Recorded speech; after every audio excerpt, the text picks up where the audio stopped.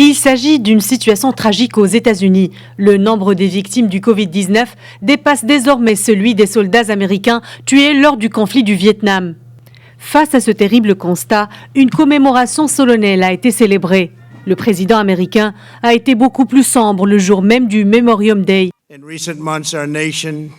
Ces derniers mois, nous avons été engagés dans un combat un peu spécial contre un ennemi invisible. Une nouvelle fois, nos hommes et nos femmes ont répondu à l'appel du devoir. Donald Trump a rendu hommage à la fois à ceux qui sont morts dans les guerres américaines, mais aussi ceux qui ont été victimes du Covid-19. En tant que nation, nous pleurons aux côtés de chaque famille qui a perdu des êtres chers, y compris nos grands vétérans. Ensemble, nous vaincrons le virus et l'Amérique dépassera cette crise pour franchir de nouveaux sommets.